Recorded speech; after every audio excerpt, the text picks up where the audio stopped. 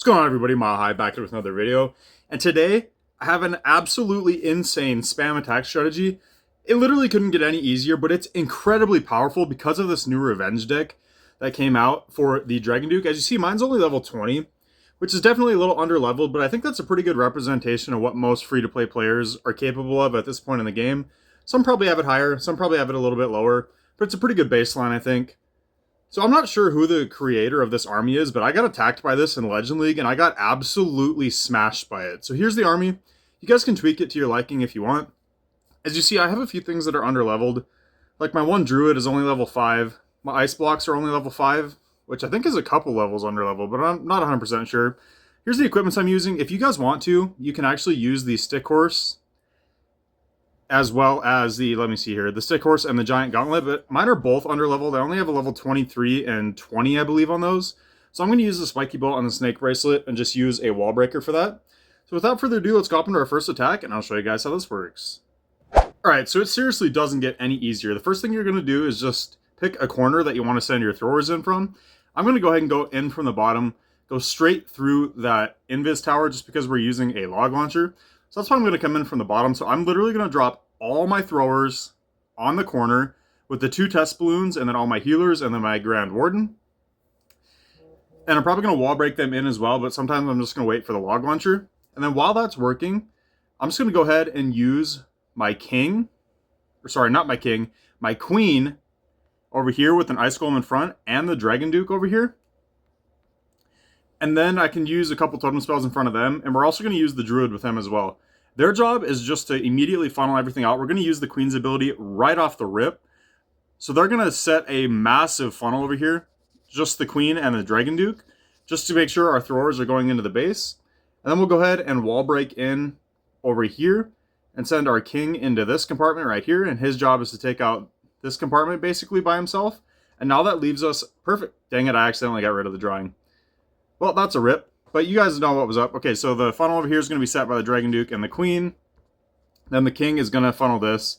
Kind of a half-assed drawing there, but I accidentally deleted it. So that gives us perfect pathing now, right into the core of the base for our throwers, which is exactly what we want.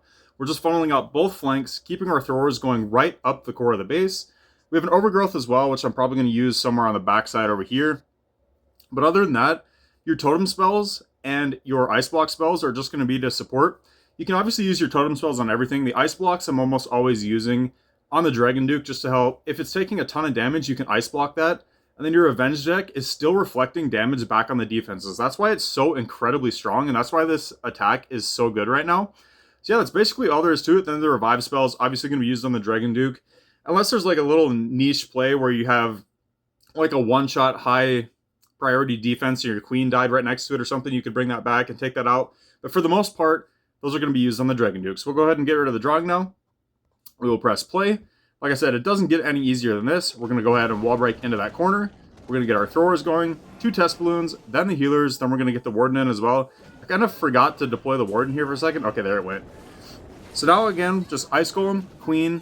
We're going to pop the ability. Then we're going to use the Dragon Duke over here as well. That's just going to immediately carve out that entire flank over there. Our throwers are going to wander for a second, but then they should join back up. A log launcher will have that open. We're going to use a wall break over there, get our King going into that compartment. You can use totem spells to help support your King as well. As you see, our Queen and our Dragon Duke immediately carved out that entire side of the base, so that's going to force all of our throwers into the core now. I think, where are these throwers going? Okay, those throwers are going to walk over and hit the logger, but it's fine because we actually have that wall open, so nothing to worry about there. King doing a good job taking out the other flank. We're going to drop a couple wizards to make sure those outside trash buildings go down, just to make sure we don't lose any throwers to the outside. As you see, the invisibility tower already went down. Our Ice Golem popped in the core, which froze up the Revenge Tower, which is perfect. We use a totem spell there on the Monolith to help distract that.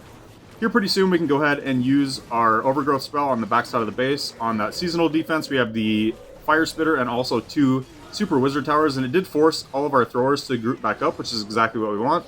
Our Spiky Bolt triggers from our King. Our King is going to go down. As you see, we revived our Dragon Duke now. Our Dragon Duke's going to take out that entire top corner of the base. We'll go ahead and speed this up. As you see, it is absolutely crushed. We still have 2 Ice Block spells. We still have a Revive spell as well.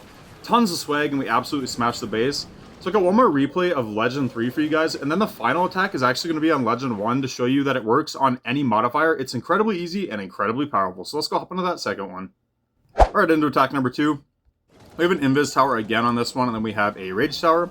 We're just going to come in from the opposite side here. We get all of our throwers going, get our log launcher started early, because we have a lot of layers of walls we need to get opened up. Ice Golem, Queen, Ability, get our Dragon Duke in.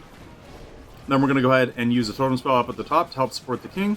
It's going to be a little bit harder to get this funnel set as quickly as we need to here. I probably could have used my Spiky Ball ability actually on my king, just to make sure we open that up. Because my log launcher, taking a little bit of time now to get through the walls, but we did open it up, but we are actually going to lose our throwers to the top side here. So I should have actually popped that Spiky Ball ability, so this is a bit of a mistake. But fortunately for me, there actually isn't a ton in the core of this base here. So we don't need everything to go in. As long as we get those Inferno Towers down, there really wasn't much value there anyway, so it's actually going to work out. Now I'm looking down here at my Dragon Duke. It's about to go down, but we did use our Overgrowth spell here on that Revenge Tower.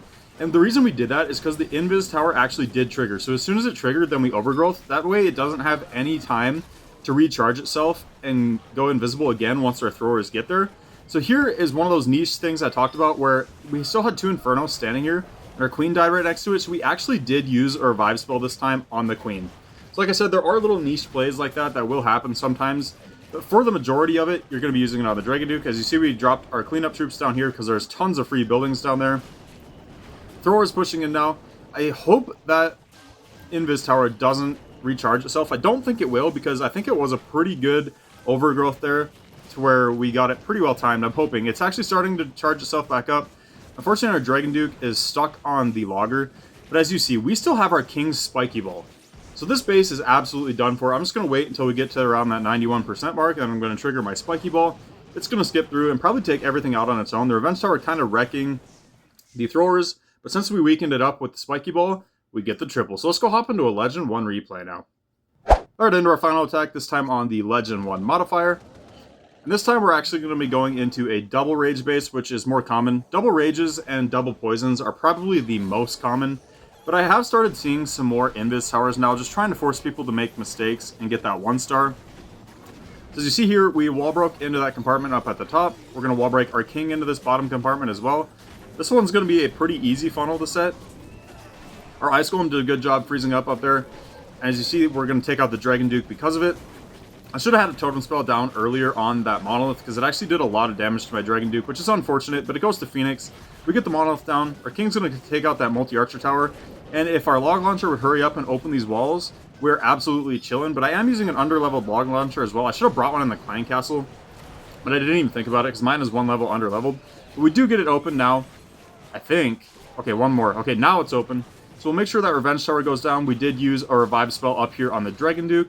We used 1 Ice Block there, and it actually hit the Dragon Duke and the Queen, just to make sure our Queen wasn't taking any damage either, because the Dragon Duke, it still allows your Revenge deck, like I said, when it's Ice Blocked, to reflect damage back. That's why it's so strong, because the Ice Blocks aren't used that often unless you're using a Fireball attack, but this is another use for them, and it makes it really fun. So as you see, our Thrower is doing a really good job in the core. That Logger is going to get absolutely wrecked. We still have 1 Revive, and we still have 1 more Ice Block as well. Our Ice Golem pops, freezes stuff up, takes out that Fire Spitter, which is going to help our Dragon Duke. As you see there, we use an Ice Block spell, and as you see, it's still reflecting damage, and it's also healing itself while that's active. So that's why it's so strong. If you want to bring more Ice Blocks, you can definitely do so, and mine are under-leveled, so that's why I'm not really bringing more. I'd rather have more Totem Spells just because they're a little stronger, but those Ice Blocks are very good in this attack strategy. But I would say that the Totem Spells obviously are just a little more well-rounded, a little more versatile. You can use them on more things, obviously, because Ice Block's basically just getting used on your Dragon Duke, whereas the Totem Spells can be used on your main army, your Dragon Duke in front of your King, in front of your Queen. It's just way more versatile. As you see, this base is going to get wrecked. We do lose our Dragon Duke, but look how many throwers we still have alive. We even lost our healers, and we still have this many throwers alive. It's absolutely overkilled, even on Legend 1 modifier, so that goes to show you how incredibly powerful this is, and it doesn't get any easier than this. Literally drop everything in a corner, drop your heroes on both sides to set both sides of the funnel, and just coast to the triple. All it is basically spell placement, and you can dominate with this attack. So let me know in the comments how it works out for you guys. Drop a like if you guys enjoyed, and I'll catch you guys in the next video.